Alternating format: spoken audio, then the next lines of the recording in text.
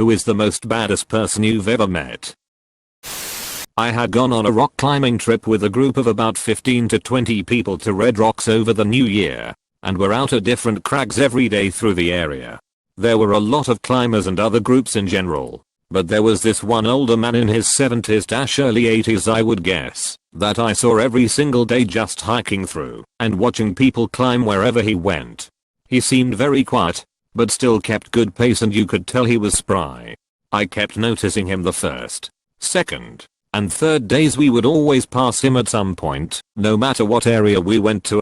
He felt like a Red Rocks spirit to me, always doing his rounds and always watching, but never being paid attention to, just witnessing. The next time I had seen him was at the top of this crag a couple days later, and I was taking a break from any climbing.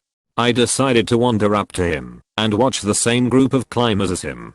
Turns out he came from Germany a long while back as a boy and came to the area when rock climbing was beginning to take off.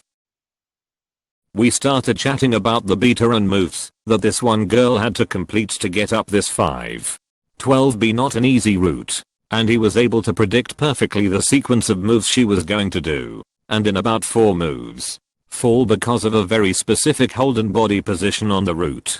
The girl followed his guess perfectly. He continued to do the same for every group climbing around us, including my own friends on the wall. He knew every intimate part of every route that he could visibly see. I had to ask how he knew everything about all the climbs, and he told me to bring him my guidebook. He proceeded to flip through page after page and say, "Yup, that's me. First ascent.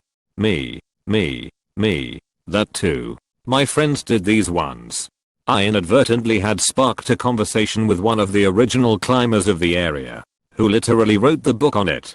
He told me about how he stopped climbing after all him and his friends had been associated with the book and info, and after someone had gotten injured, they had sued his friend group and essentially ruined his life for a long time and took the sport from him.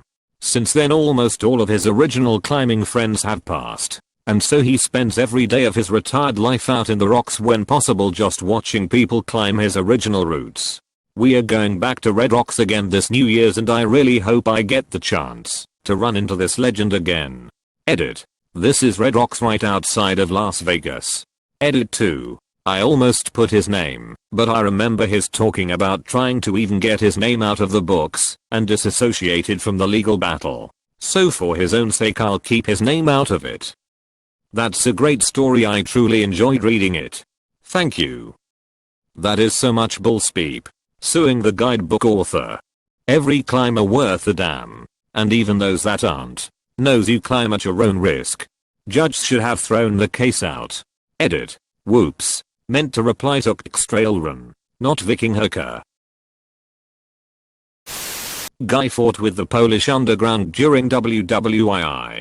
Went on the toughest deals, got captured 3 times, and sent to prison camp. Escaped 3 times. Got captured again just before the liberation, killed one of the guards, and put on the guard's uniform. Because the Russians were liberating the Polish prisoners, and the British were taking charge of the German guards. Later gets it sorted out that he's Polish, and would have been killed if left to the Russians. Gets sent to London, and emigrates to US.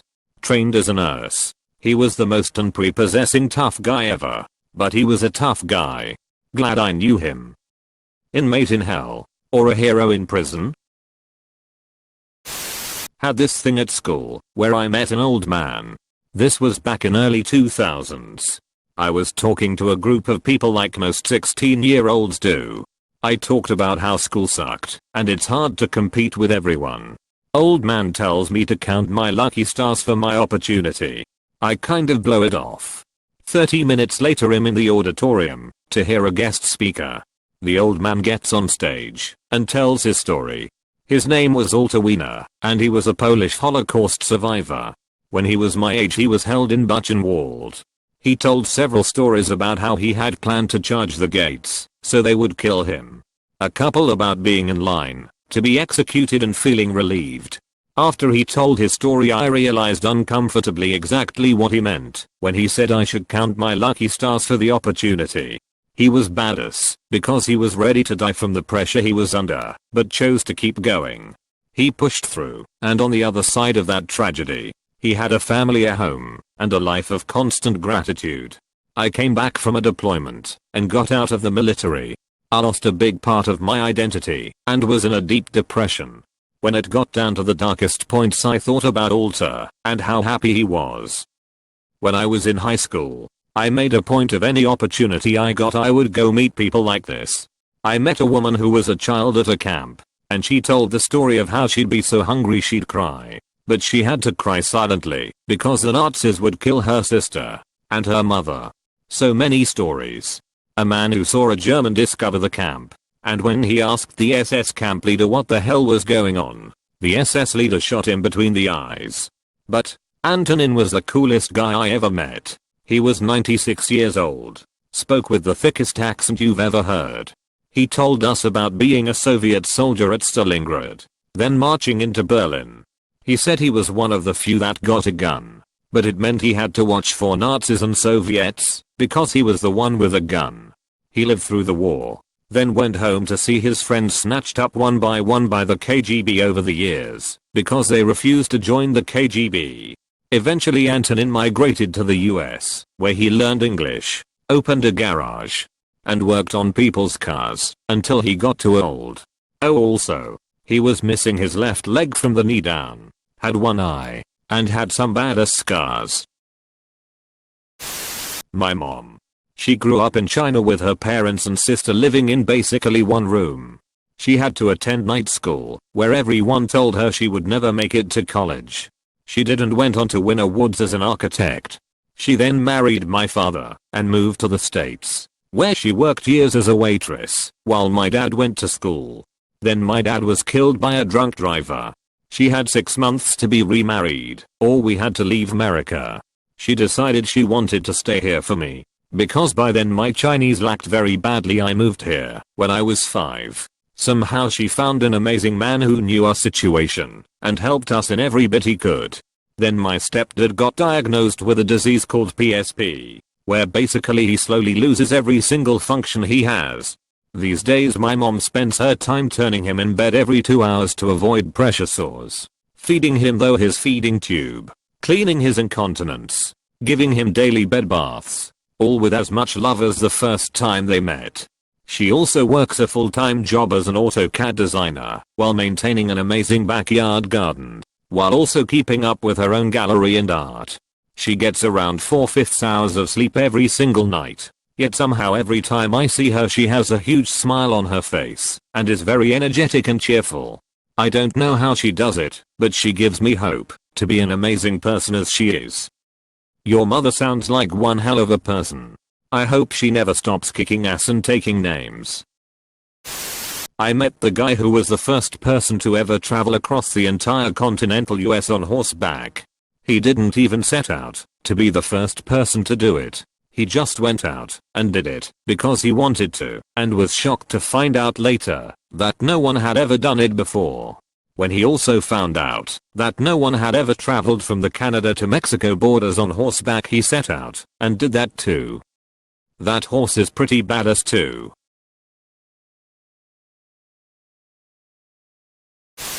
I was on a trip with a group of friends in Alaska, and we met an Austrian guy who looked and spoke like a young Arnold Schwarzenegger, who was several months deep in a solo canoe and overland trip across Gates of the Arctic National Park. Holy speak, that's badass. Gates of the Arctic is desolate but beautiful. IDK how someone could spend months out there. My mom. When she was in her early 20s, she got bucked out of a moving vehicle and had severe brain damage. She was supposed to be dead within 48 hours, and when she lived, they said she'd be a vegetable for the rest of her life.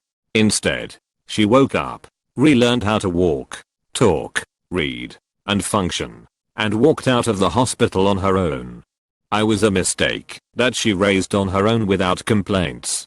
She raised me alone, went to school, got into nursing, and weaseled her way out of the projects into an honest to-God house. Without child support for the bulk of my childhood, I can honestly say that I had an amazing childhood, and she never once made me feel like a burden. I have never seen her back down from anything. Ever. Somebody trying to break in? Well, they ain't gonna get far. Ex-boyfriend threaten her daughter? Bitch. She dares you to open that gate. Boss lowballs her and then has the gall to call her lazy? Have fun. Because she can be put to better use elsewhere. She's now fighting ovarian cancer with a very low chance of surviving. And her response to talking to hospices: I will never talk to them. I'm not done. She was offended they gave up on her. She's in a bad place now, but she's lasted way longer than they anticipated and has even been improving. She just kind of shrugs it off. In her mind, she doesn't have to relearn what English is. So, you know, this should be easy. I wish I was half the woman she is. Well, quite literally you are. I once met this girl who was my age 15 at the time and competed nationally in swimming. No big deal. Except she lost a foot and hand to a flesh-eating disease. She was so sweet and humble about her wins. Reminds me of a girl that was like 7 to 9 years I taught swimming lessons. Had lost her legs shortly after birth and had an amazing fly stroke. She was a hero, but I was a bit bitter knowing she was probably going to break my fly time within a few years. So much work ethic. Girl was amazing. My uncle. He was killed in Vietnam in 1966. He enlisted because he hoped it would keep somebody else from being drafted. I grew up looking at the box of medals they sent home with his body. He saved his squad by jumping on top of a grenade that was thrown at them. Just realized it said person you've ever met. I never met him. Just heard lots of stories. Or, get on in here you fine. He sounds amazing.